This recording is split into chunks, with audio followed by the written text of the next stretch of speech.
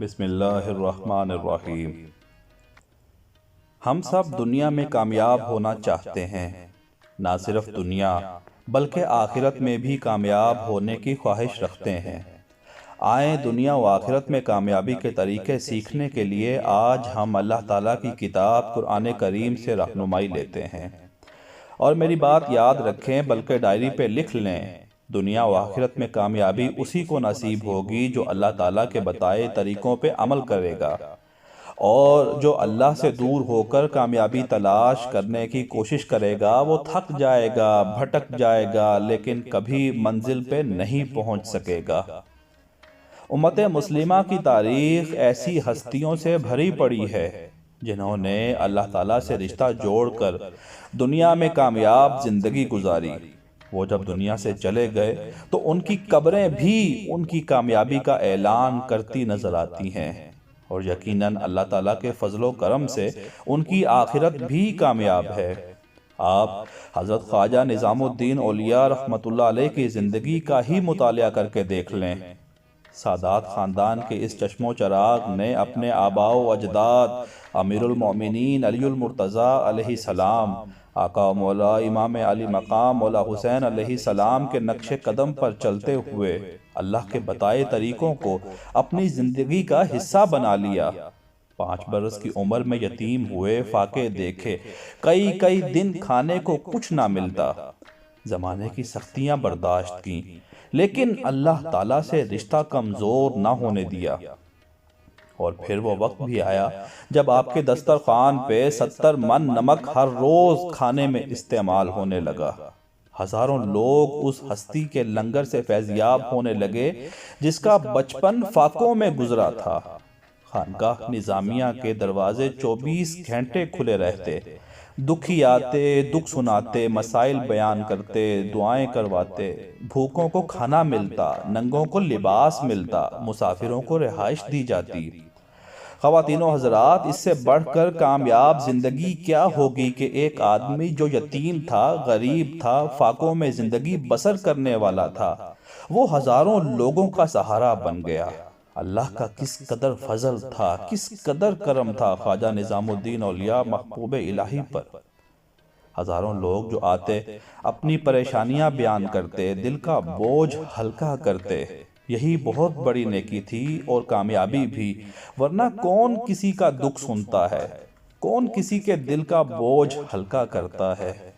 اور کامیابی کی اس سے عمدہ مثال اور کیا ہوگی کہ یہ سب ان کی زندگی تک محدود نہیں رہا، بلکہ آج صدیاں گزر جانے کے بعد بھی لوگ ان کی قبر پہ جاتے ہیں تو وہاں خود کو پرسکون محسوس کرتے ہیں، قرآن کی تلاوت کرتے ہیں، کلمہ طیبہ درود و سلام پڑھتے ہیں، نماز پڑھتے ہیں، نوافل پڑھتے ہیں، تھکے ہارے دنیا کے ستائے ہوئے آتے ہیں، اور مزار پہ آتے ہی خود کو روحانی طور پر طاقتور محسوس کرتے ہیں۔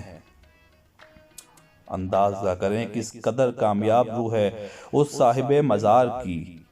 اگر آپ بھی چاہتے ہیں ایک کامیاب زندگی، بہترین نورانی قبر، اللہ کی بنائی خوبصورت جنت اور جنت کی نعمتیں، اور نجات چاہتے ہیں دنیا کی ناکامیوں سے، قبر اور جہنم کے عذاب سے، تو وہ ایک کام آج ہی سے شروع کر دیں جو تمام کامیاب لوگوں نے کیا۔ اس ایک کام کی برکت سے آپ وہ سب کچھ پا لیں گے جو کچھ آپ پانا چاہتے ہیں۔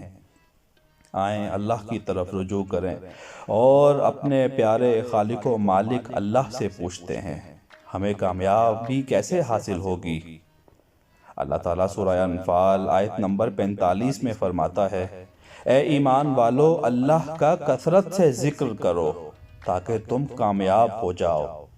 لا الہ الا اللہ محمد الرسول اللہ صلی اللہ علیہ وآلہ وسلم۔ اس سے پہلے آپ نے کامیابی کے بہت سارے طریقے سن رکھے ہوں گے، لیکن آج ہی سے سارے طریقے چھوڑ کر قرآن کریم کے بتائے اس ایک طریقے پر عمل کرنا شروع کر دیں۔ اللہ وحدہ لا شریک کے ذکر کے ساتھ رشتہ مضبوط کریں۔ اس کا طریقہ بھی میں آپ کو سکھاتا ہوں جو بہت آسان ہے۔ جس سے آپ ہر وقت اللہ کے ذکر، اللہ کی یاد میں زندگی گزارنا سیکھیں گے۔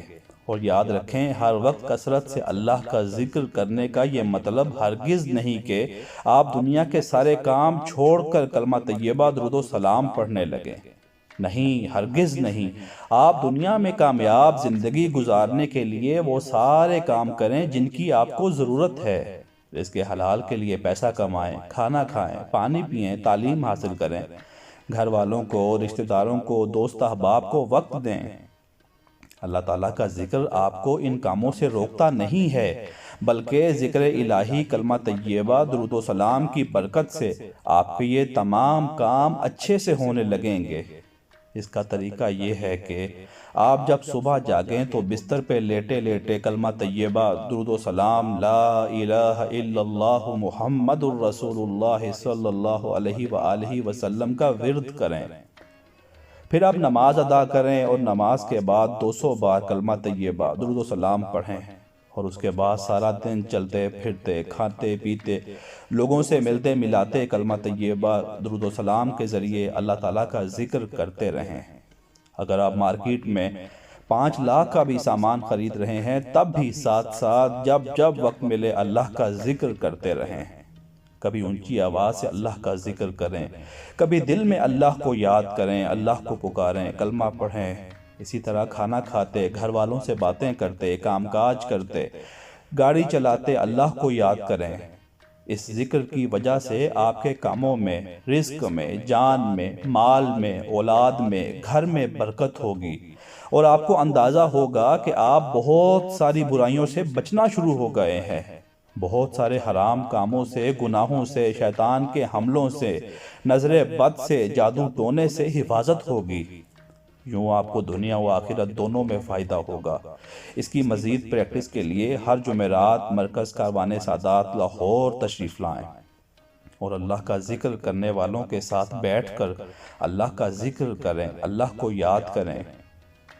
شروع کے کچھ ہفتے کی پریکٹس سے آپ خود گھر بیٹھے اچھے طریقے سے ذکر کر سکیں گے، ورنہ شروع میں اکیلے ذکر کرنا مشکل لگتا ہے۔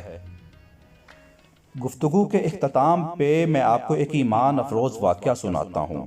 عالم اسلام کے عظیم بزرگ حضرت امام جلال الدین سیوطی رحمۃ اللہ علیہ شرح الصدور میں لکھتے ہیں، ایک عابدہ خاتون وصال فرما گئیں تو دور نزدیک سے بڑی تعداد میں لوگ ان کی نماز جنازہ میں شامل ہوئے۔